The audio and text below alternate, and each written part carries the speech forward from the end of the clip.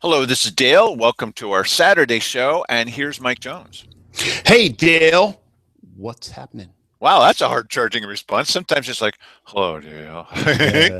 Yeah, but I'm he's really tired Yay, this Mike. week. Yes. Um, the most interesting thing has been happening the last couple of days. It's really amazing.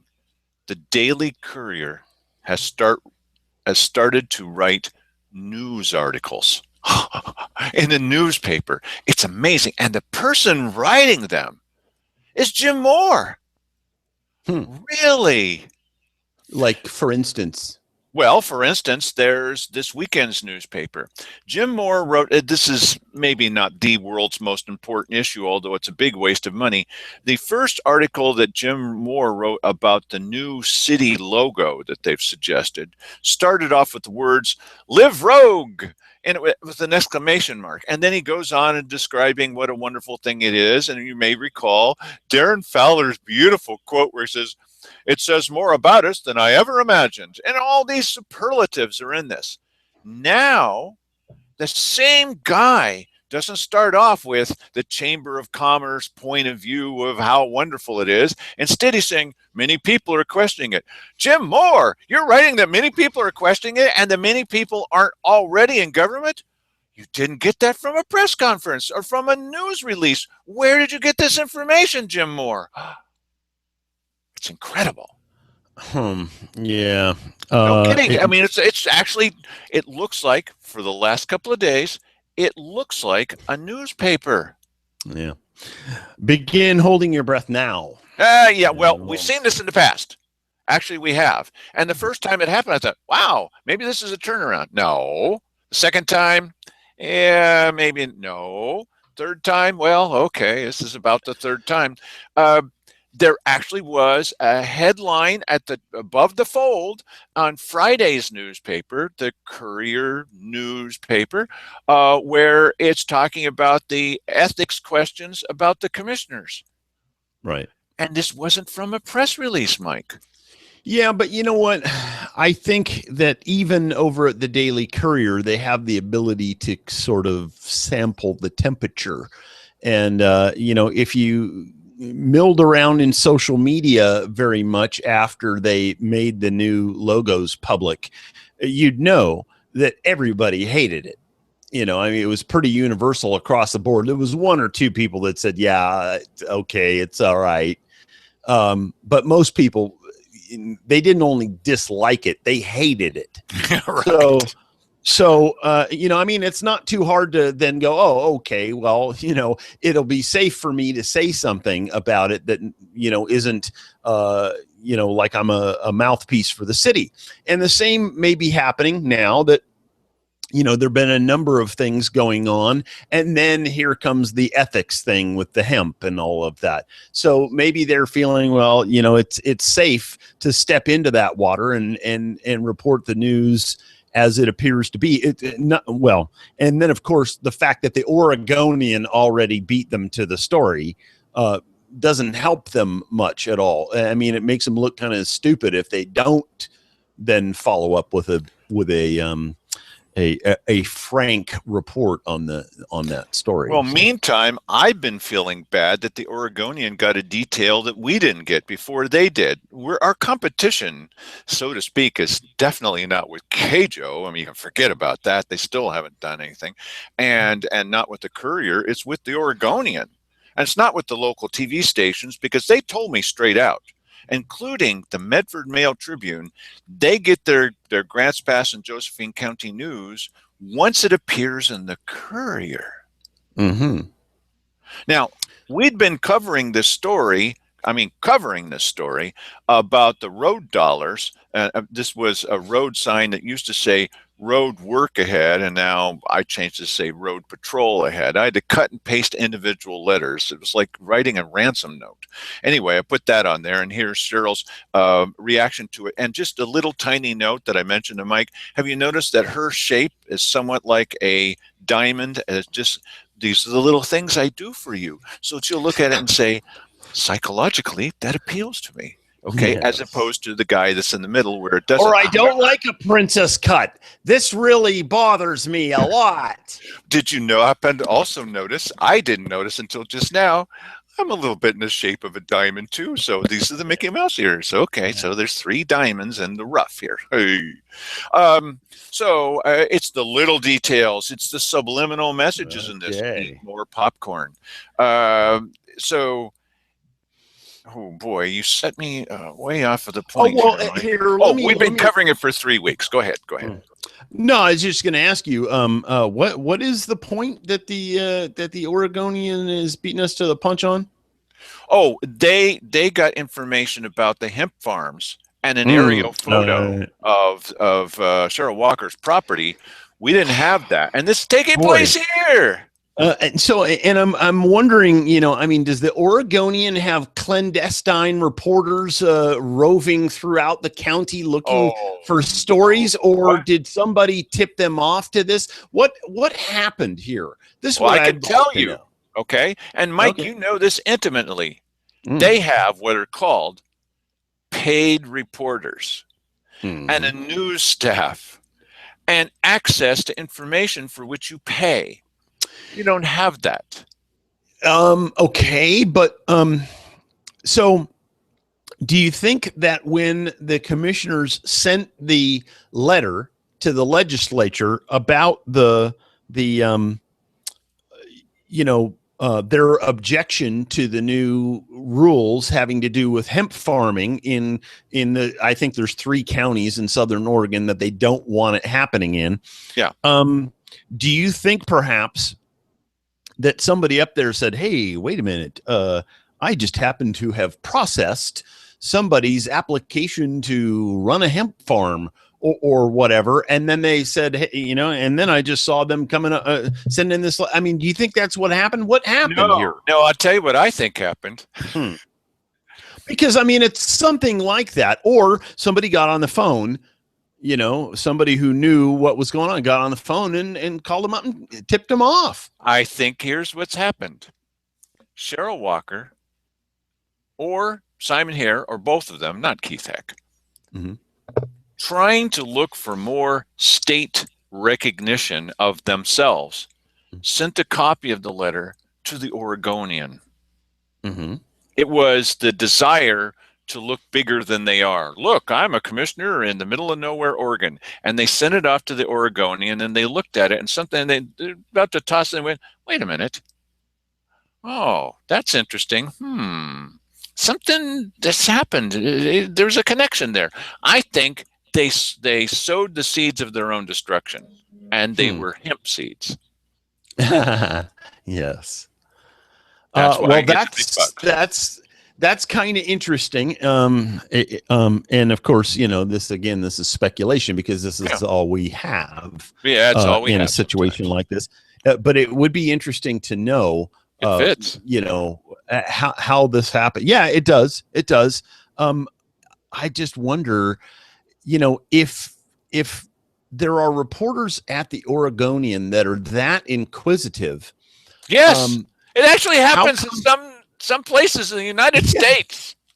right. No, I mean this is my question is how come that never happens here? I mean, we talk about stuff all the time that are no question legitimate stories, and what you have to presume if you don't want to presume something a little bit more nasty about the Courier is that, oh well, they don't think the political stories are sexy enough to be reporting in the newspaper. But that's what Jim Although, Moore does. That's what he writes about. His is the yes, political beat. it's so odd. So I mean, Jim, why do you show up at the weekly business session if Uh, there is no news worth printing Now, I at would any like of to these? think that he's responded partly because of the actual prodding by name that I use on this guy during these Yeah. meetings. And we're not just talking about, well, why don't you pay attention to our opinion, our opinions?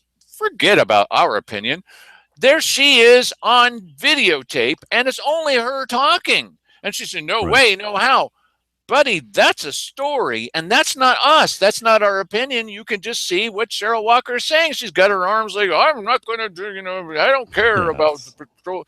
Really? I understand where Jim Moore doesn't feel he doesn't feel like he needs to report the same stuff that we do, because he thinks of us as being fringe element stuff. Oh, But yeah. But I mean, when story. the Oregonian Yes. reports it, he has to follow up on that, because if he doesn't, then he's somehow going to be measured against these people. And We're eating their lunch on a daily basis. Okay? certainly when it comes to political his news in only this town, there's no question. His only excuse is, well, I could lose a little weight anyway. Really? That's it? But when the Oregonian comes in and eats the whole dinner, it's like, but don't pay attention to what we're saying. Forget about us. And not you, our listeners, our viewers. Please don't forget about us. But I mean, when she says this kind of stuff, or the commissioners get together and they, well, I think maybe we're not going to support road patrols. Oh, really? After all this stuff with and it took Jim Moore 3 days to report about the Republican Central Committee. They're obviously the biggest political party in the area, and Cajo never reported it, although they're all part of the same group. And so it never happens. No, this is a news blackout. And what's happened is someone has lit a small candle and is blinding because they've been living in the dark for so long. And they're sharing it with you, and then that's a good thing. Okay, please do so. Now, don't expect, as Mike brought it up, don't hold your breath. But for a short period of time, somebody's having some effect on Jim Moore. Wow, that's incredible. He's actually written a story that's not extolling the virtues of the logo and the commissioners and how wonderful they are, and also not saying, he hasn't changed his mind about this, that this whole thing with the road patrols is a non-starter. Why it's not going anywhere. Well, it's impossible. What we found out today was kind of interesting. Now, we've heard someone saying that they saw this on the television coverage that the state pays for, so you can keep track of what's happening with bills. It's very much like watching Taylor Sausages make sausages. But Mike, why don't you share them what we're going to check out? Keep in mind, we're not sure this is true yet, but what's the thing that flies in the face of the central tenet, one of the central tenets of the Jim Moore story about availability of road dollars? Tell him, Mike. Well, it's essentially that, and I want to say this was either Thursday or Friday that this allegedly went through up there, that the sunset of January 2nd, 2016 for this, and I don't have in front of me what the name of that bill is that carves out the exception where they can take road dollars from public works and give that to the sheriff. I forget the name of that bill, but it was supposed to sunset. Their ability to do that was supposed to sunset January 2nd of 2016. And the scuttlebutt is that the sunset has been sunsetted. And there is none now. It's open ended, and So what we mean is there's no new sunset. They haven't extended the sunset. Right. They've removed the sunset. If this story is Right. true, if the story is what true, that means is then from now on, the commissioners could potentially, as one of the counties does with every dime of the road dollars, in their case, they could potentially see that we have at least a couple of patrolmen out of this.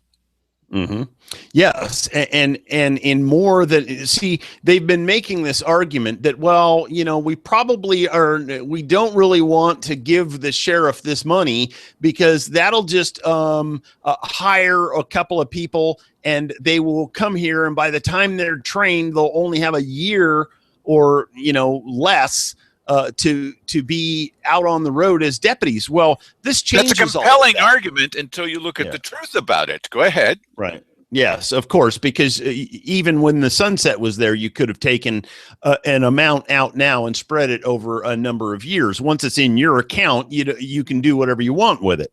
But now, even next year, there'll be the possibility of them taking some more out and handing it over. And if the priority indeed is public safety, then certainly it would be prudent to take some of that money and give it to the sheriff's department for road patrols, as opposed to something else that's happening in the road department. I think most people in the county, if they're going to be honest about it, understand that the roads are in pretty good shape, and so Public Works, this fight that they have put up to keep the money from being transferred is really just them wanting to protect their turf. And because they don't care if the sheriff gets the money. Rob Brandis, his main goal is not public safety. His main goal is to make sure that Public Works is in good shape. And right now, Public Works is in good shape. They're flush with money. They're fat, dumb, and happy. It's not that I don't think it's true that Rob Brandis doesn't care anything about public safety. I mean, he obviously cares about the roads. No, I know, but it's not his priority. No, obviously not. And now, so one of the things I do is I go to all these meetings and I give you the gitchy little details, and then Mike says what you guys believe, from since you're not there with the tiny little things and probably don't care about the tiny little things. That's my job. Mike's job here is to say, now, wait a minute, that doesn't make sense for the following 11 reasons. Cool. Okay, so here's the question to Mike. How do you feel, Mike, about the I understand you think he's a mouthpiece for the commissioners, but he speaks. He does have a mouth. And what do you think about the finance director? I was getting there. Right. Okay. What do you think about the finance director defining the use of road dollars to keep us safe with road patrols as a bridge to nowhere? Well, that's the listen. He has probably gotten marching orders to go out and lay the negative case for this. Go beyond that. Well, yeah, I will. To not do that, and so one of the most compelling cases not to do it is that it's not going to make any difference. Because if we throw some money out there, we'll tell some deputies, hey, come on over here to Josephine County and be hired on over here. And then apparently it takes, 4 to 6 months even to train somebody who comes in laterally, somebody that's already a sheriff's deputy. They've been through the academy. They don't need to have that because that takes like a year. So if you take somebody in laterally, it's still going to be 4 to 6 months before they're on the road. So the commissioner's argument is, well, you know what? If we give you a bunch of money and we train up a bunch of, deputies, and then at the end of their training, they get on the road for a couple of months and then we're out of money, we have to fire them. Well, now we know we don't have to do that. No, we don't. And look, here's the other thing. Now, Mike and I are always in this position where we need to think, if we're critical of somebody at all, especially in county government, will they now say, you're critical of us, we'll never talk with you again? You know what? We're taking that risk on a daily basis, okay? Including friends of ours, allies, people who are half there, half not. If we have something tart to say about it, well, I've taken offense to that. I never said a 99-cent tax was yes, you did. No, I never did. The meetings were chaos. No, they weren't. Okay. So we always take the risk that someone that does a lot of good work could get just a little upset and say, boy, those guys don't make me look very good. That's not our job. That's the job of Jim Moore. Okay. So look, so we're standing out on the sidewalk with the sheriff. Now I understand this goofy guy that's the finance department director and the goofy 3 commissioners have a reason to say, oh, well, nothing's going to be all right. You can't do this because it's not a levy. All of them were pushing for a levy. Levy, levy, levy. That's the only answer, right? They will not get 10% skimmed off the top using this method. They don't get that money. It was never about that. Oh, then why are you fighting against this? Well, because it was about that. Okay, so we're out on the sidewalk, and Mike remembers this. We're talking with the sheriff, I and don't even he's remember what you're and talking about. yes, and even the sheriff is saying, well, it could take 9 months to train new people, and then we'd have to let them go. And we're looking at him and saying, well, sheriff, you take the money, and so instead of 4 deputies, you have 2 deputies for 2 years, or for 3, or for 4, depending on how much money it is. Right. Well, yeah, that's true. No, yeah, Yeah, that's true. well, listen, he may well have been locked in this mindset Yes. that many of the other people in the county government, and then people also absorbing the news, that this is a story that renews every year. Well, it isn't necessarily that. If you get the funding, if you take this money out of the road department, you don't have to spend that in that year. You can, if there was $5 million, they could put it in a little thing, and we'll just take $1 million a year for the next 5 years. Exactly. And look, Yeah. nobody in their right mind is suggesting that you take out $1 million at 125 per deputy, and that includes all their expenses. It's like going to college. It's not just the cost of this; it's the books and the tuition and the food. Okay, so you got 125. Nobody's suggesting that you hire 8 brand new deputies and train them up for 9 months and then say goodbye to them after 3 more months. But this is the argument that you saw in the Courier. Yes, right? Don't do that. Okay, so what you do is, okay, it's not as grand and glorious as 8 or 800 deputies, but you take 2 deputies guaranteed for 4 full years. And one can hope that you hire the lateral deputies. There's probably 2 lateral deputies. Listen to the sheriff talk about it. I would imagine if you search hard enough, there's more than that. But I think if 4 years is a bridge to nowhere, then what's the levy, which is a 5-year thing? I mean, let's just instead of trying to rationalize what we want to do, which is not take road dollars and give them to the sheriff, then you need to look at the possibilities, the reality of this. They're not really looking at the reality of it. What they're doing is they're finding arguments that support their position, which is, we don't want to do this. The title of this video right here starts off with that Cheryl Walker is still fighting for the levy. Look, that's over. You don't like it, but you lost that vote. This is the 9th time in a decade. You've lost the vote. Cheryl, she's still angry about it. Well, that should be this way. It's not. So stop it and move along. Okay, it's not going to happen, and we're not going to go back and retake the vote, including the vote about the 4 ordinances that you lost by 80% defeat. That's huge. And what is her? I'm paraphrasing her from this particular video. It's like, no way, no how, something about that hurting the levy cause if they do or something. Right, but you know what? It's going to happen. He's going to get some road dollars. Probably not what it could be. Yeah, our finance director has said there's just really $1.95. It's going to be some number that we've never even heard of. Right. Well, I've looked at it again, and only 325,000. What? How's that possible? Well, and this is why, if you're the sheriff, you go in there and you say, I want $5 million. Yes. I mean, that's how you open negotiation, because everybody knows who watches. Haven't you ever watched, Pawn Stars or something like that? People go in there, they want $25,000 for something, and the guy says, I'll give you $12,500. That's how it works. So you go in there and ask for your $5 million, and if you come out of there with 1.5, you're a happy guy. That's how negotiation gets done, and you have to be forceful about it. And so, if I'm going to fault the sheriff at all, that's where I have to say, you had better come up with a better argument the next time you're going to come in and argue for money. You're going to have to, it's going to have to be a better argument. Now, this is coming up Wednesday.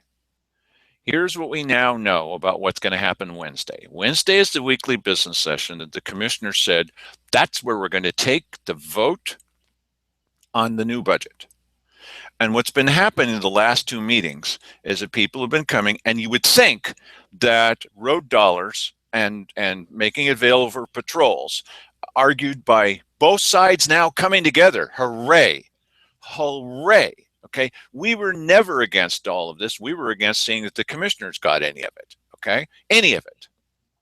The only way to defeat these guys is to starve them of the money, because you can see, if you watch the show at all, you know how they're misspending the money, okay? Just don't give them any money at all, and then they can rant and rave and put their hands on their hips and get all worked up. Hey, too bad. You're now irrelevant. You don't have the money.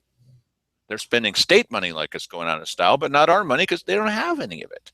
And so we're up there and we're saying, and you would think the whole meeting was about road patrols because people are coming and they're arguing about it. So that's what this was the thing that we were all, let's all be quiet and let's, even I was saying, let's support Simon Hare and let's see that, let's get ready for Wednesday. And we recently talked to someone who gave us some news. Well, I don't want you releasing the news till after Wednesday because we got to support these guys. You know what's going to happen Wednesday? You know what they're not going to talk about on Wednesday? Guess what?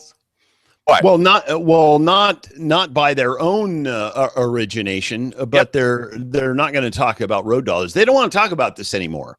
What they would like to do is, hopefully, if they don't talk about it, no one else will talk about it, and then when they shoot it down, it won't be that big a deal. That's not going to work. Let me tell you, the person that ought to be on your watch list is Arthur O'Hare, the finance director. Now, we're coming up on, once again, the county clerk being on your watch list, okay? But right now, it's Arthur O'Hare, your finance director. He's one of the staff people. He's not elected. He's got no one to which he needs to answer except for the commissioners.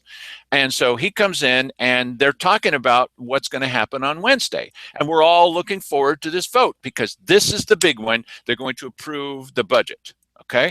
Which includes all of these things and so he comes up with the brilliant idea of, well, let's put the sheriff's allocation of road dollars, if that happens, it is a bridge to nowhere.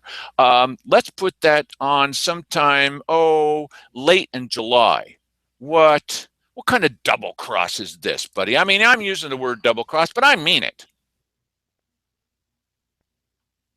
Do I look upset? It's not quite as intense as the bunny look of death, but it's pretty. If you don't know the bunny look of death, one of these times we'll get Mike to give it to you again. Yes. I went back in my little archive here. I do have the video where Margaret Goodwin makes, yikes, and I'm knocking stuff over,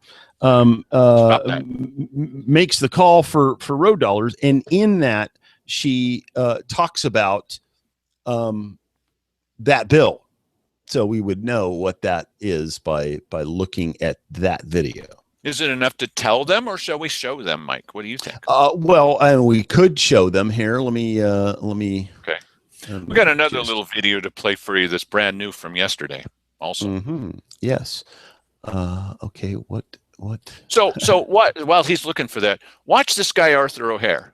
He has now told the Daily Courier, Jim Moore wrote it up and then wrote it as part of the facts of the news article that, it's a road to nowhere and nothing really going to work out of it. And none of this is going to happen. Why? This is really a disaster and it's wrong and it can't happen. It's going to happen. Okay. It's going to happen because of you. Because you've given them a lot of feedback. And now Mike has something available to show to you. So play that back, Mike. I believe that spending the money where it will make the most impact is the right way to spend it. And $500,000 will make a lot more impact in our sheriff's department, given our budget, than it will in the roads department, given their budget and given the reserves that we've already got. And I also think in terms of, you can say, everything is long-term, so we shouldn't do anything in the short term. Well, why not have no deputies and give it all to put it all in roads if roads is the important thing? This is why outcome-based budgeting is important. I'm harping on this again, but setting those top-level priorities from the citizen's perspective from the start That's the kind of thing that would help make these decisions more direct. I believe it's important to spend the money where it'll have the most impact. And I also believe, just from a perspective of trust and transparency, we've been telling our citizens for years that we cannot put more money in public safety because it's all dedicated. We see we have money that's dedicated where we have had the opportunity to move it to public safety. We're not doing it. What kind of message does that send to the citizens?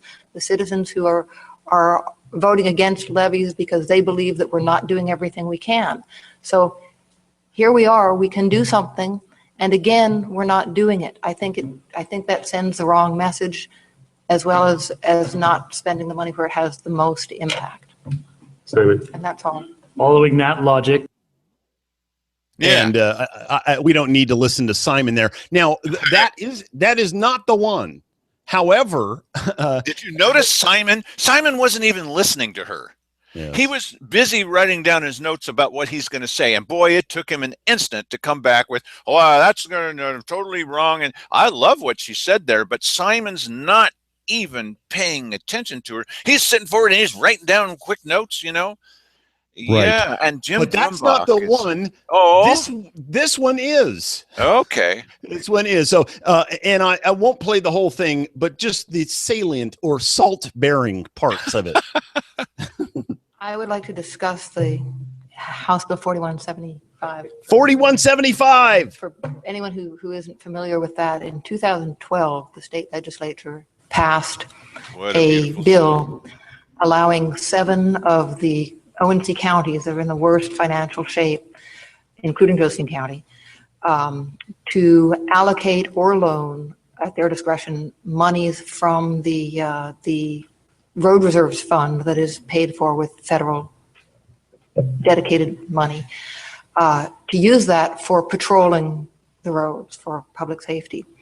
And that bill sunsets in January 2nd of 2016. So this is our last opportunity. If we were to want to use some of those funds for public safety, this is our last chance to do that. Right.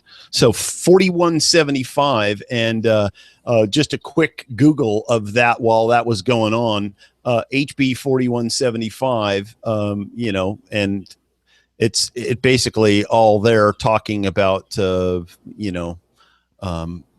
use of road funds, and you can get the gist of it by reading that. But in short, it's just a little note there allowing counties that are in need of it, and I think it's even limited to a certain number of counties, that they can then take public works money and put it over to the sheriff's department for road patrol. So 4175, and that I will use that to try and narrow down the video that we're looking for. Now, not only do other counties do this, we've done it. Just 2 years ago, we did it. So it's not like this super unusual thing that's going to leave our roads in a terrible condition like California is now. No, it's not that. And I can understand the reticence on the part of Rob Brandis and the road maintenance guys who they want beautiful roads all the time. But we were talking about the money that's in the reserves, not the money that deals with the roads on a daily basis.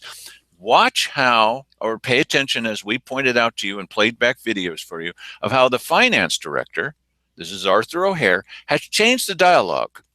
The commissioners with the finance director are no longer talking about the funds that are in the reserve. Really? Right. He's changed the entire dialogue to only talking about money that's available on a daily basis to the roads fund. Why is he doing that? They've accepted wholeheartedly that he's changed it from a baseball field to a football field on his own. And now they're talking about football. Now, wait a minute. That wasn't the original thing that we were saying, but he is negated. I mean, that's not even now. We've forgotten the history. They've erased the history of this. They've erased what she said. It really just doesn't matter because Arthur O'Hare, the finance director, has changed the entire dialogue to something else. We're not even playing the same game anymore. Why? I don't know, but listen, if this wasn't enough trouble for them, they now have this ethics complaint against them with the state ethics board, and Wally was talking to you about that a little bit yesterday. Shall I play that one? Please do. Oh, and when you're playing this, pay attention to the following things, please. This is a really interesting subject. This is a topical subject. I mean, I talked to him yesterday, and he's talking about something that's controversial. And I'm looking at it thinking, maybe we can share this with at least KOBI, who's taken some interest in following what's happening in our area now that the Courier has finally reported that there's a news thing that's happening. We've been doing it for 3 weeks. But I'm looking at this and go, there's no news value in this, not at least in part one. And almost the entire news value and the second part of this, we're going to play the whole thing, is me saying something and Wally going, oh, I really can't talk about that. Here's the thing. This is probably the most interesting subject at the moment, and Wally has chosen to talk about the least interesting part of it. You'll see what I'm talking about. Go ahead, Mike. It is being discussed in the public forum that that it's possible that two of the commissioners, and I'm not the judge in these matters, right? As we know, but people are saying and alleging that two of the commissioners would have to declare conflicts of interest in regards to the topic of hemp, and potentially cannabis and marijuana in general. And these things I'm not declaring either way, just saying, okay, well, in the scenario of what if two commissioners have to, on any subject, declare a conflict of interest, what happens next? Because it's only a 3-person board. So does that mean the one guy that is still standing gets to decide these questions of public policy? We have guidance on this question. So this comes from the Oregon Government Ethics Law Guide for Public Officials, published by the Oregon Government Ethics Commission. And it states as follows. I'll just go ahead and read it. If a public official is met with an actual conflict of interest and the public official's vote is necessary to meet the minimum number of votes required for official action, the public official may vote. The public official must make the required announcement and refrain from any discussion, but may participate in the vote required for official action by the governing body. That cites Oregon Revised Statute 244-120, 2B sub B. These circumstances do not often occur. This provision does not apply in situations where there are insufficient votes because the member is absent when the governing body is convened. Rather, it applies in circumstances when all members of the governing body are present and the number of members who must refrain due to actual conflicts of interest make it impossible for the governing body to take official action. So what happened? Now, before we go on with the rest of that, can we just discuss what that means? Does that mean that even though they have a conflict of interest, they're allowed to vote still? Yes, that's crazy. Because if they didn't, because they couldn't, they need at least 2 members to vote.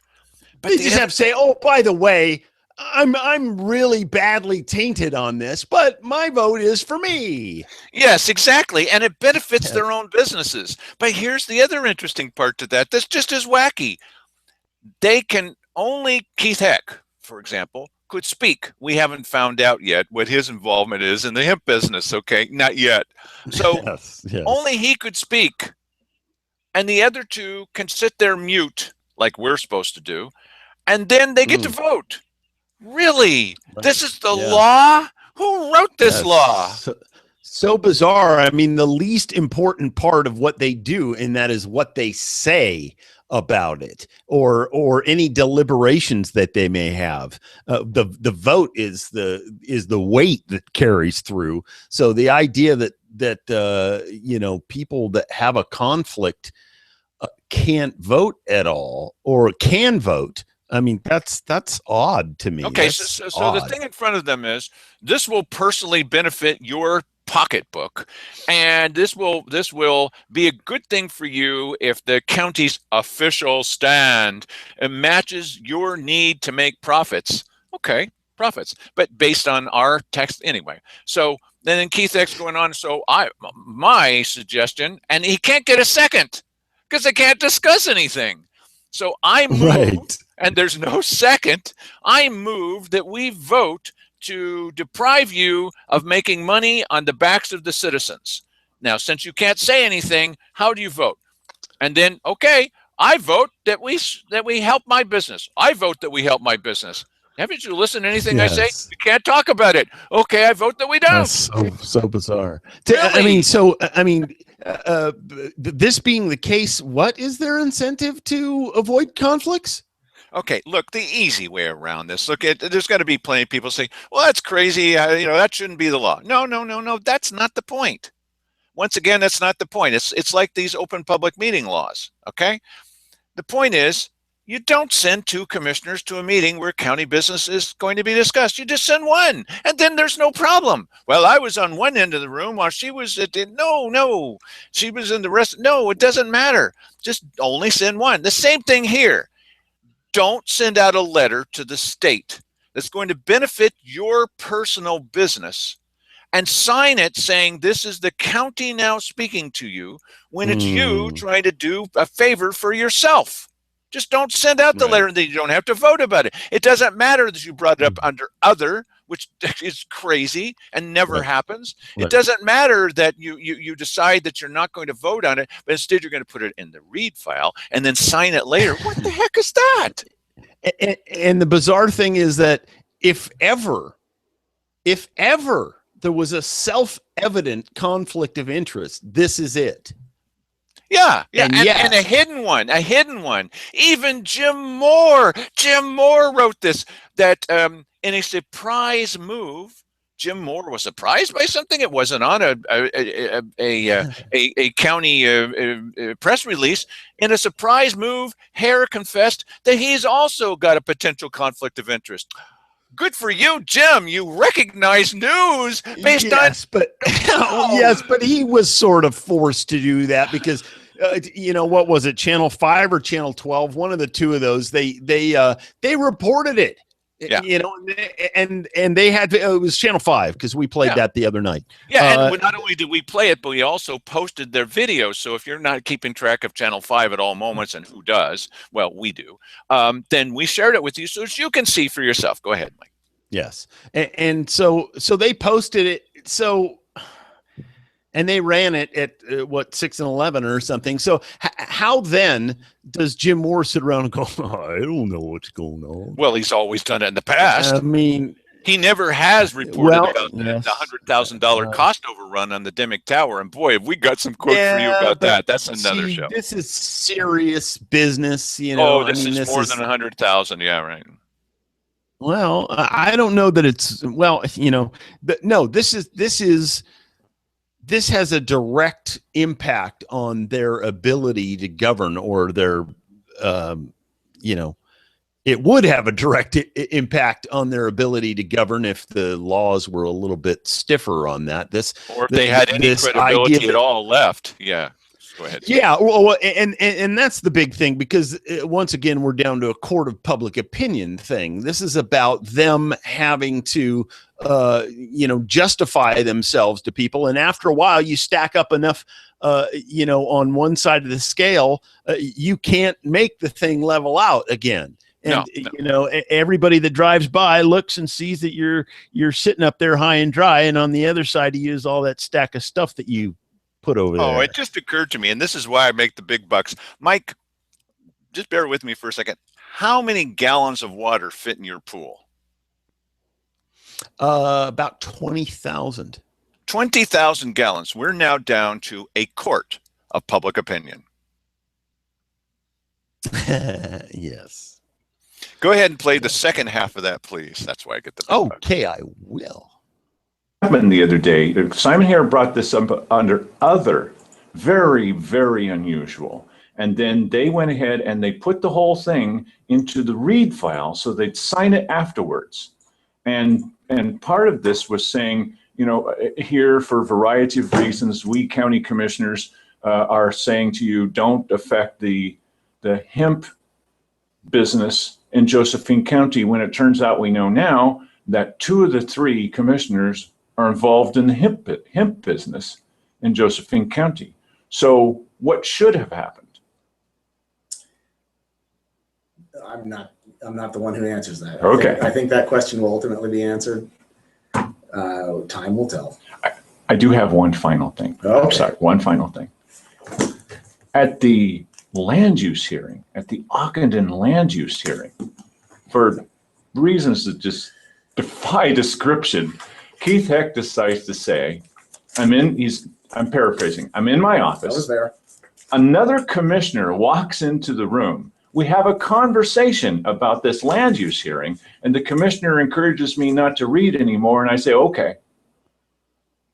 You vindicated to them, of course, you vindicated on writing after that happened, that any decisions that they make could be invalid. You wrote that down on county letterhead if they disobey the state law regarding quorums. That's a question for Keith. You want to talk more about that? Talk to Keith. Well, Ward Ockenden's not going to appeal it. He got his thing he's been waiting for 30 years. He's never going to appeal that. What an idiot he would be if he did. No way. But this is serious stuff because Luba actually pursues things and actually says, hey, you didn't do this right. All right, Dale. I want me to be here. Thanks for your time, sir. You bet. that is so funny. You know that from the second you said at the Ockenden land use hearing, he's already bracing for it because he knows what you're going to say. He saw it himself. He knew what it was that, because that's his job, is to look for stuff like that. And so Dale, in going through it's, oh yes, I see. And then, of course, listen, Wally's job is to mitigate damages. People start firing rounds at the county. It's his job to turn the shields on and turn them up to maximum. So when Dale starts saying, what they said the other day just might be, might be actionable in some way. He's like, hey, all right, that's it. He's pushing the eject seat button on the other side of the desk, This is what journalists are supposed to do. Hello, Jim. Yes. You're not supposed to be in bed with the commissioners. You lay down with dogs. You should get up with fleas. You're not supposed to be in bed with them. You're supposed to ask a question or two on behalf of the people. Like, what the heck do you guys think you're doing? Here's Keith Heck admitting to breaking the law. And we're not talking about something where Cheryl Walker did this and we sent the videotape up to the state and they go, yeah, she broke the law. Well, what are you going to do about it? Oh, nothing. No, this is LUBA. This is a Land Use Board of Appeals. They do things. And if Ward Ockenden wanted to appeal, man, they'd be all over that. Now, of course, he doesn't want to appeal because he's a smart guy. But what is Keith Heck thinking? To admit, now we have a source inside the board, and we know that they're breaking the law on a regular basis, and we don't tell you every time because it's almost daily, okay? So they didn't always used to do this. The commissioners weren't beset with these problems in the past. This wasn't always something that followed them around. They knew what the law was. Yeah, it's a little bit difficult, but just send one person instead, or send none, not two. Don't talk about business, in the background in KJO when their mics are off and the guy comes, well, we were just talking about county business while the mics were off. What are you saying? Now, we didn't need to worry about that with previous commissioners. But we have clunk, clunk, clunk, 3 lemons. And they do it on a regular basis. And now finally, Wally Hicks goes in, he puts it on county letterhead. It's always been the law. And it says, you may not do this. Well, there are many reasons why we could. He says, no, but we can do, no, but it's okay. No, you can't do it. And then Keith Heck turns around and at that meeting, he confesses that that's exactly what he did on a land use hearing. Well, the thing is that I think that they have been getting away with doing whatever they wanted for so long that they don't feel like they have to, be mindful of it and cover that sort of stuff up. And in fairness, that happened before the letter rebuking them for, well, it wasn't really a letter rebuking them. It was more like a letter reminding them of what the open public meeting law states. And so it'll be interesting to see whether they're watching their words a little closer going forward. I think that for about 3 weeks, you're not going to see them or hear about them breaking the law. 3 weeks. Okay, I'll write that down.